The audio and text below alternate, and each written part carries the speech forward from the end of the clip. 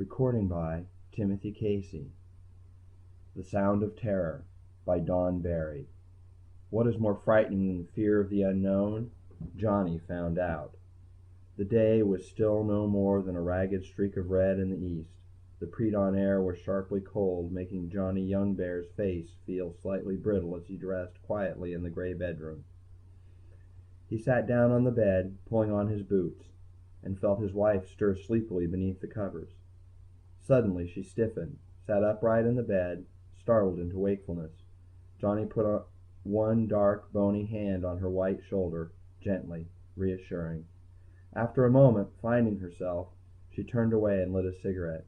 Johnny finished pulling on his boots and stood, his hawk-like face unreadable in the cold gray light streaming through the huge picture window. "Johnny?" said his wife hesitantly. He murmured an acknowledgement, watching the bright flare of color she drew on the cigarette. Her soft, dark hair was coiled loosely around her shoulders, very black against the pale skin. Her eyes were invisible in shadow. Johnny could not read their expression. He turned away, knowing she was watching him. "Be careful," she said simply. "Try," he said, then shrugged his shoulder. "Not my day, anyway." "I know," she said, "but be careful." He left the house and walked out into the chill desert dawn.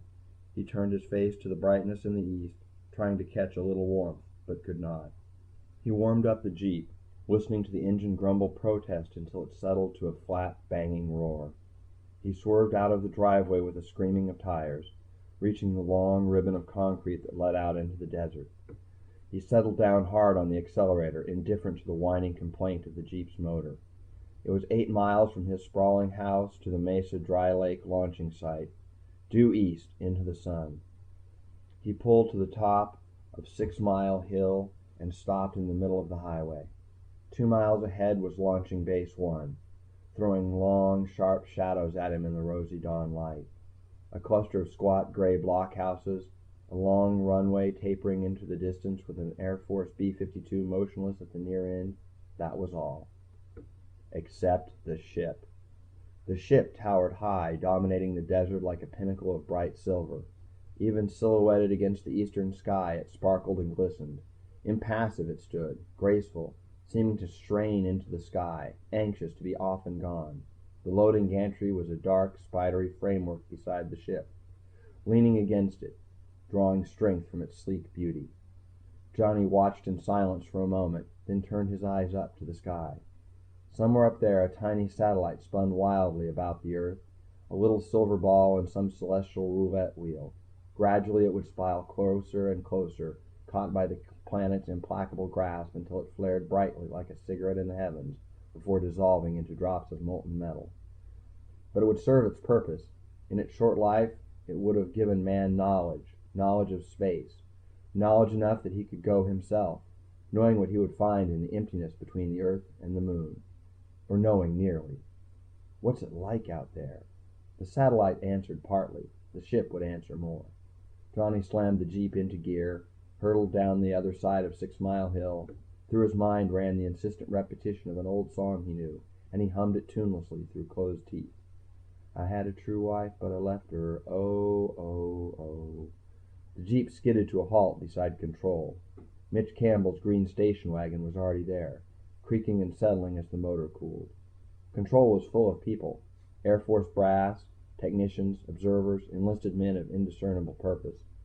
The room hummed with the muted buzz of low, serious conversation.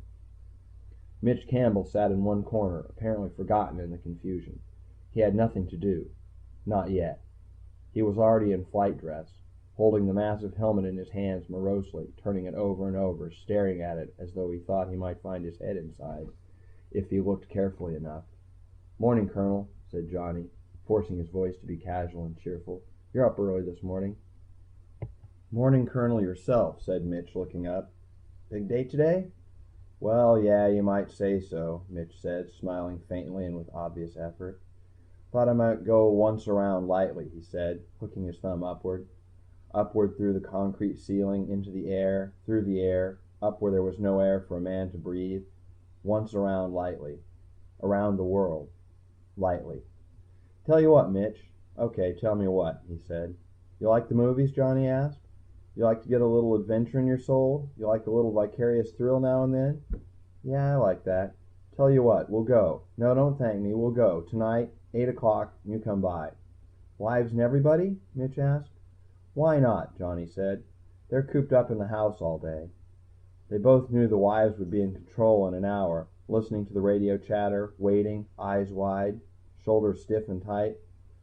Fine, said Mitch. Fine. A crew chief came up and touched Johnny's shoulder. Colonel Youngbear, he said, observation is going up. Johnny stood and looked out the tiny window at the red-painted B-52. See you tonight, Mitch. 8 o'clock. Don't forget. Westerns. See you, said Mitch. He looked back down at the helmet and was turning it over and over again when Johnny left. The observation B-52 climbed, screaming. Johnny lit a cigarette and watched out the port at the contrails rolling straight and white behind the jets. He sat by the radio man, a sergeant, ignoring the rest of the officers in the converted bomb bay. Hope he makes it, Colonel, said the sergeant. He'll make it, Johnny said flatly, irritated. Relenting, he added in a gentler tone. The pilot section breaks away. If he gets in serious trouble, he can dump it and ride the nose down, like a bird. He'll make it. There was a raucous buzz, and the squawk box said, On my mark, it will be 0 - 4 minutes. Mark. The voice of control, 35,000 feet below. The B-52 swung ponderously onto the base leg of its circle, and there was a creaking of stretching metal inside. -2 minutes. Not my day anyway, Johnny thought. He lit another cigarette. Control, said a new voice. This is Red Leader. Red Leader, Red Flight is in position. Rog, Red Leader, Control acknowledged. The observation flight of jet fighters was waiting too. -5, 4, 3, 2, 1, mark. Silence. I had a true wife, but I left her. Oh, oh, oh. There was another rattle of the speaker, and Mitch's voice came through, grunting, heavy, as the acceleration of the ship laid a heavy hand on his chest. Acceleration, 8G, controls respond. Silence. There he is, someone said. A wavering trail of smoke was barely visible below, a thread of white, coming up fast, blown erratically by winds into a distorted tiny snake. Altitude, said Mitch's voice. 40,000. Acceleration dropping. The white snake wriggled up to their level, rose above them. Johnny could not see the silver head. Altitude 65,000. I have a loud, very high buzz in my headphones. I'm going to... There, it's gone now. Went out of my range. His voice sounded wrong to Johnny, but he couldn't pin it down. Altitude 105,000. Beginning the orbital correction. Beginning... I can't... I'm... The voice became unintelligible. It was pitched very high like a woman's, and it sounded as if his teeth were chattering. Mitch, Johnny pleaded softly. Mitch, baby, dump it, boy. Come on home now. Dump it. There was no more from the speaker. A confused babble broke out in the bomb bay. The sergeant fiddled with his dials frantically, spinning across wavelengths, trying to find a word. The confusion ceased when the speaker rattled again, seemingly hours later. Hello, Control? This is Red 3. Do you read me? One of the fighter flight. Rog, Red 3. Go ahead, came Control's voice from below. Control, I have a flash and smoke cloud on my bearing of 37 degrees. Red 3, what altitude? What altitude? None, said the fighter pilot. On the deck. After a moment, Johnny climbed unsteadily to his feet in the midst of a booming silence. He made his way back to the catwalk, to the head, where he retched violently until tears came to his eyes. 3 weeks later, Johnny sat in Dr. Lambert's office. He watched the lean, graying psychologist turn off the tape recorder, watched him methodically tamp tobacco in his pipe. That's all she wrote, Johnny, said Lambert finally. That recording of Mitch's voice is just about all we have. The ship was under full power when it hit. There wasn't much left. Johnny looked absently out of the window at the gleaming needle of Ship 2 beside the flimsy-looking gantry. Full power was a lot of power. The psychologist followed Johnny's eyes. Beautiful, he said, and the word brought to Johnny's mind the wide-eyed, pale face of Mitch's wife staring at him. That ship is the best we can make her, Lambert said. Engineering is as certain as they can be that there was no structural failure on Ship 1. So, Johnny said, still staring at the ship. Even at this distance, he could almost believe he could see his own lean face reflected in the shining metal. So we looked somewhere else for the cause of failure, said Lambert. Where? Said Johnny. He turned back, saw the psychologist was putting a new reel of tape on the recorder. The weak link in the control system, Lambert said. There weren't any. One. What? Mitch Campbell. Johnny stood, angry. Mitch was good. Damn good. The psychologist looked up. His eyes were tired. I know it, he said calmly. Listen to this. He started the machine playing the new tape. Johnny listened to it through. The voice that came out was high and wavering. It shook, it chattered, words were indistinguishable. It was thin with tension, and it rang in Johnny's ears with unwanted familiarity. What's it sound like to you? Lambert asked when it had finished. Like Mitch's voice, Johnny admitted reluctantly. It did to me too. What do you think it is? Don't know, said Johnny shortly. Might be a pilot whose plane is shaking apart. Nope. I don't know. Lambert sat back down behind his desk and sucked on his pipe stem. He regarded Johnny impassively, seeming to consider some problem remote from the room. Abruptly, he stood up again and went to the window, watching the ant-like activity around the base of Ship 2. That was a madman's voice, he said. I made the recording while I was interning at a state institution. So? Mad with fear, Lambert said. Pure, simple, unadulterated. That was the sound of terror you heard, Johnny. Terror such as few humans have ever known. That man knew such fear that he could not remain sane and live with it. I had a true wife, but I left her. Oh, oh, oh. You think Mitch? You said yourself the voices were alike, Lambert pointed out. I don't believe it. Don't have to, said Lambert, turning from the window. But I'll tell you something, Johnny. That ship, he hooked his thumb out the window, is a very big toy. Maybe too big. Meaning? Meaning it's possible we've reached beyond man's limitations. Meaning it's possible we've built something too big for a man to handle and stay sane. Maybe we've finally gone too far. Maybe. I don't insist it's true, said the psychologist. It's an idea. Fear.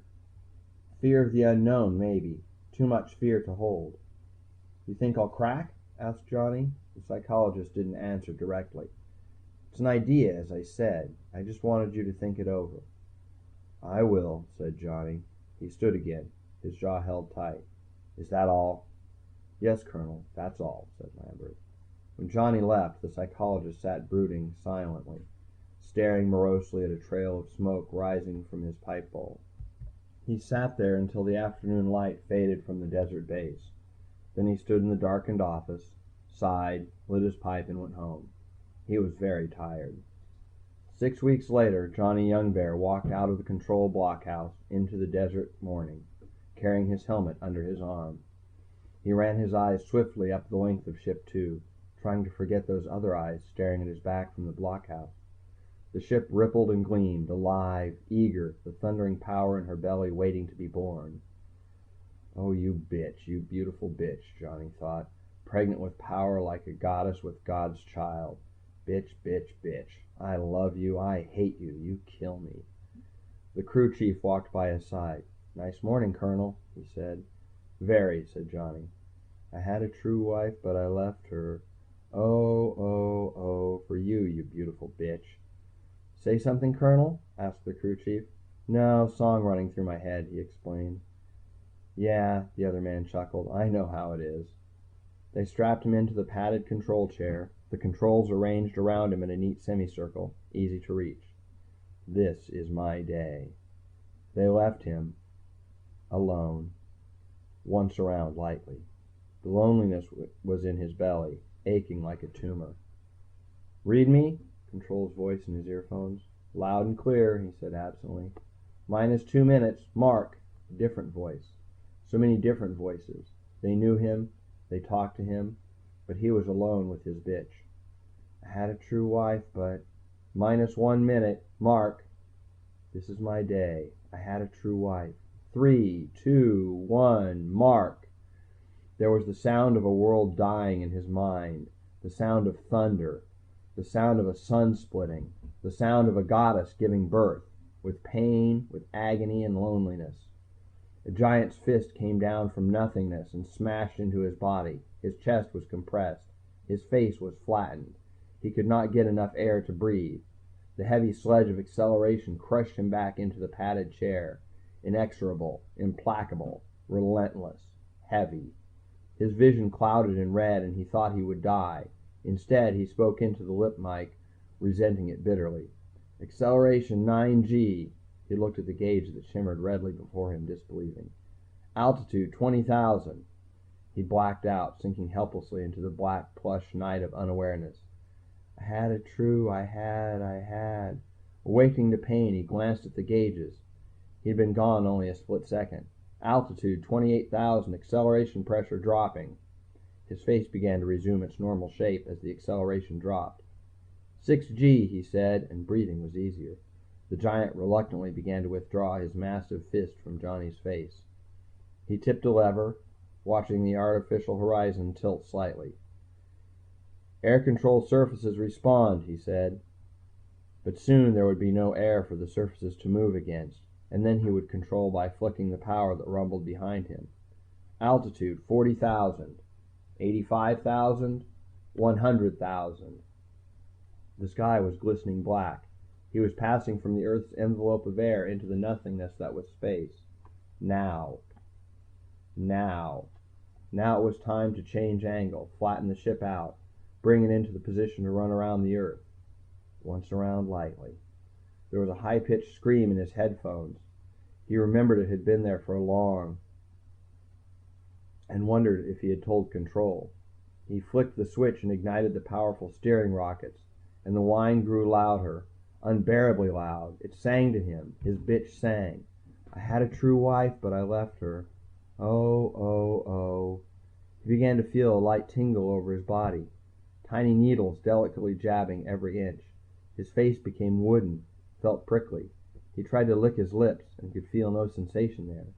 His vision fogged again and he knew it was not from acceleration this time. It was something else.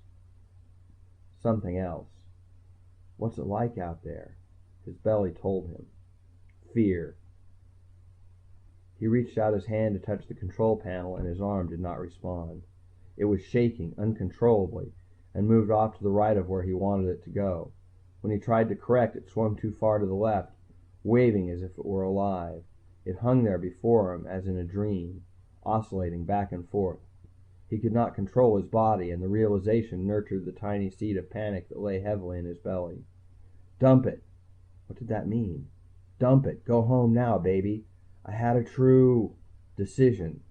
There was a decision he had to make, but he was too frightened to know what it was. He had been born in fear and lived in fear, and his body was full of it, quivering to the lover's touch of fear. Falling, darkness, the fear of dying, the unknown, the unimaginable waves lurking just out of the corner of his eyes. He wanted to scream, and the fear choked it off. His hands were at his sides, limply useless, dangling at the seat. He had to hang on to something. His hand found a projection at the side of the seat. He clutched it desperately. He knew he would fall down, spiraling, weightless, off the cliff as in a dream, off the ladder, the tree. He was a child and his toes were tingling as he stood too near the edge of the cliff, knowing he might fall. He clutched tightly, pulling every ounce of his strength into holding on to the lever, the single solid reality in a world of shifting unreality. He was going to fall. He was falling. I love you. I hate you. I had a true wife. There was softness beneath his back and he moved his hands, feeling the crispness of sheets. There was a low murmur of voices. He raised his hands to his eyes and the voices stopped. There were heavy bandages on his eyes. Colonel? Came a questing voice, and Johnny realized it was Dr. Lambert. Awake? I can't see. Why can't I see? You'll be all right. It's all right. What happened? How much do you remember? Asked the voice. The blast off? Yes, I remember that. The orbit? The landing? No, he said. Not that. You did it, said the voice. You made it. This is my day. Once around lightly. Johnny, said the voice, I don't know just how to say this. We know what was wrong with the ship and why it killed Mitch. We know. Hell, we don't even begin to realize what we have at our fingertips now. It's so big, it's impossible to evaluate. What? I don't... Sound, Johnny, sound. Or rather vibration. It's something we're just beginning to learn about. We know a few things.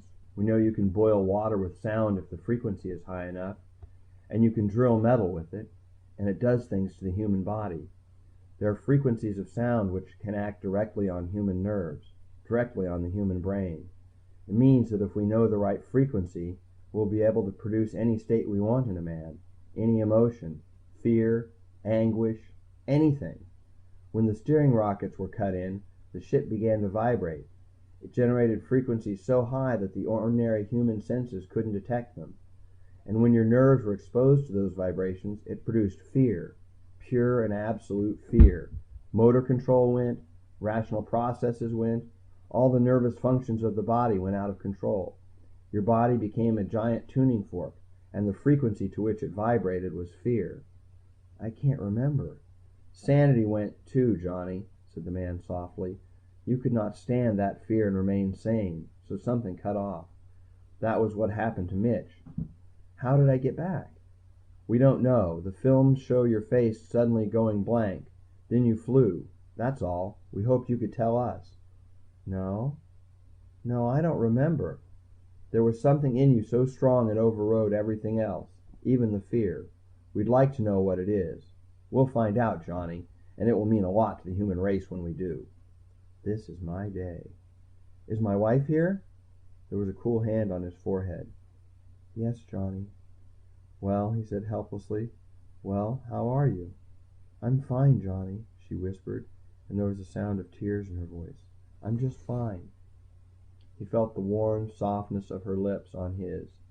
I had a true wife, but I left her. Oh, oh, oh.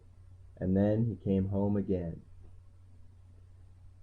End of Sound of Terror by Don Barry. Recording by Timothy Casey, Modesto, California.